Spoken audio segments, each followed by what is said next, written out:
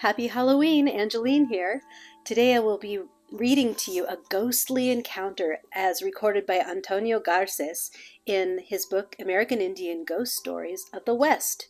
This story is as told by Marita o Salas of the Zia Pueblo in New Mexico. The author's preface to the story is, I was amazed at the personal ghost story Marita presented to me. Not only was hers an eye-opening one, but one that included the introduction of witchcraft, animals, and eventual spiritual renewal. End quote. I chose this story because it is an excellent example of syncretism. And if you're not familiar with that word, it means when two religions blend together. So syncretism is common in the American Southwest because indigenous religions were practiced when Catholicism was forced upon them by Spanish settlers, Spanish colonists.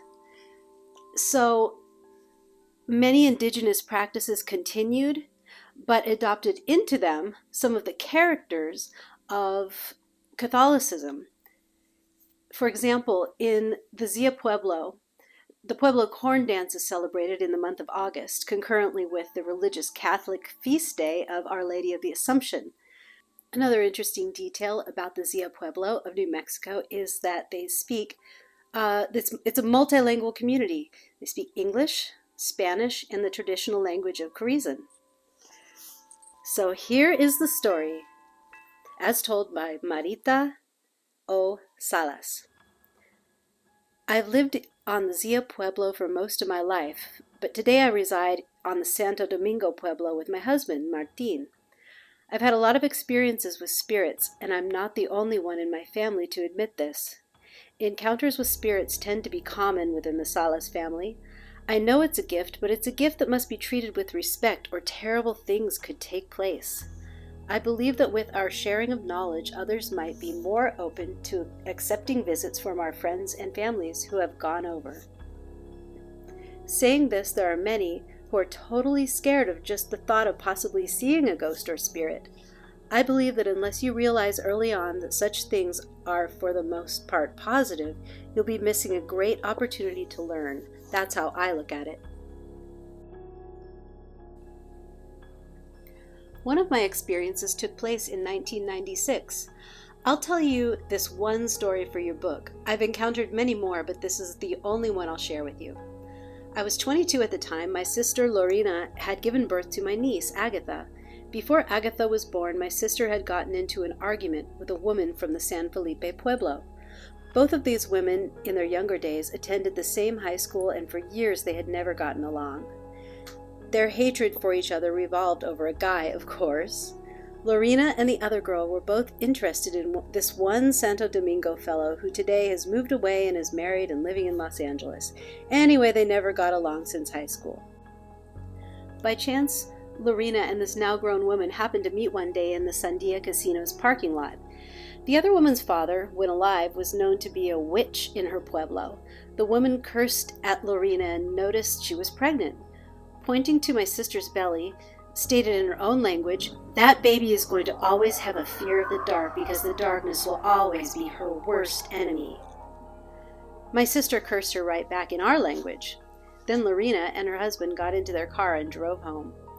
The week before my sister gave birth, she was at home and the family was gathered in the living room one night watching television. I watched as Lorena rose off her chair and was holding on to her belly. I asked if she was all right, and she answered, "Yeah, it's just that the baby's kicking me." Then my sister walked over to the kitchen to fix herself a snack. As she was bent over the kitchen sink, a loud thud sound was made as something hit the window before her. My sister let out a scream, and I said, "I just saw a woman's face appear in the window." My 12-year-old brother Felix ran out the door to see if he could find a woman on the property. He returned saying, "Nobody anywhere around the house, but I found this dead bird under the window." Felix stood before us holding in his right hand the lifeless body of a small bird. Suddenly, the dead bird flew out of Felix's hand, flew for a few seconds around the kitchen, and then bounced off my sister's belly. Then, after doing this, it fell lifeless to the floor. Lorena gave another scream and yelled, "Get that thing out of the house! It's a witch!" My mother ordered Felix to remove the bird to the outside of the house and to put it on top of a trash can. Felix did this, and also finding an empty coffee can, placed it over the dead bird and used a rock to weigh it down. The rock was to prevent any cat or other animal which might find it and remove it. Although we all felt very uneasy with the unusual things that had just taken place, my father asked us not to talk about it. Talking about it, he said, would give the negative forces power, so none of us spoke a word about the bird for the remainder of the evening. During the night, after having gone to bed, Lorena's loud crying in the middle of the night awakened us all. She was awakened from sleep and called out for my mother. My mother ran out to my sister's bedroom, with me following right behind her. Opening her bedroom door, we found my sister sitting up in bed with tears flowing from her eyes. "Mother," she said, "I just saw Dora. She was standing right over there by the closet. I really did see her, honest. She was staring at me, and she was holding out a red sash with dark bird symbols on it. It was a wide sash, and using both her hands, Dora held out the sash so that I could clearly make out the bird symbols. Dora spoke, saying I was to wear it in order to protect my baby. Mom, I'm so scared." Before I go any further with my story, I'll tell you that Dora was my 9-year-old younger sister who died 2 years before. Dora developed cancer and did not survive more than 5 months after being diagnosed. My sister Lorena was describing to my mother my dead sister's spirit who had visited her that night and had given her a sign or instructions in order to protect her from witchcraft. Eventually, we all got to bed. The following morning, my father decided to make a visit to a local Pueblo artist, a weaver, and purchase a red sash. This artist was a friend of the family who was well known for making ceremonial dancing sashes. Father presented the sash to my mother. Mother used her skill in sewing and sewed several black bird patches along the middle of the sash, and also sewed between each bird a small blue cross. After completing this, Mother gave our sash to my father, who walked over to our Catholic church, Our Lady of Assumption. Father, together with my brother, entered the church, walked up to the altar, and placed the sash upon the altar, asking for a blessing. After this was done, Father dipped both ends of the sash into the basin of holy water at the entrance of the church and returned home. Both my parents presented Lorena with the sash, and my sister quickly wrapped it around her waist. A sense of comfort came over her as we all immediately could sense that our family's strong faith and unity was stronger than any witch's curse.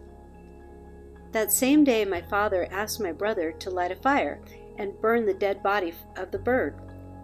My brother removed the rock and then lifted the coffee can off the bird. It was gone.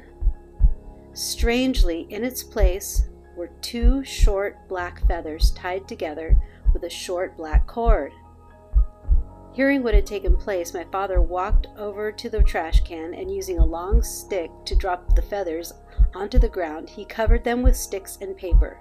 Then he himself struck a match and lit it all on fire, making sure every last bit of the feathers were consumed. 4 weeks and a day later, my sister gave birth to my niece, Agatha.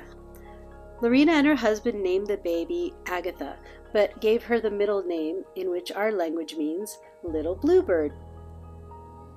Lorena chose to add the name Blue to Agatha's middle name because when she was born, the tiny purple veins on her chest over Agatha's heart formed what appeared to be the outline of a bird.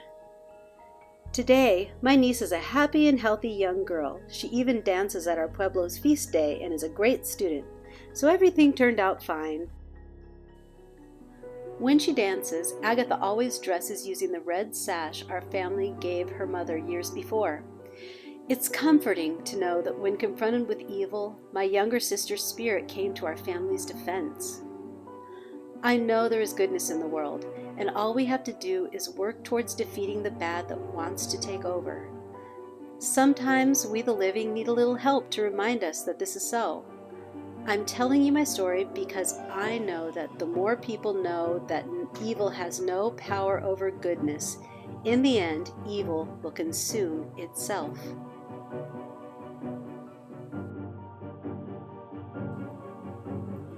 Thank you for listening to this story.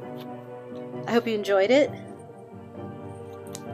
I hope you have an interesting celebration of All Souls Day, All Hallows Eve, Devil's Night, Halloween, whatever you call it in your culture.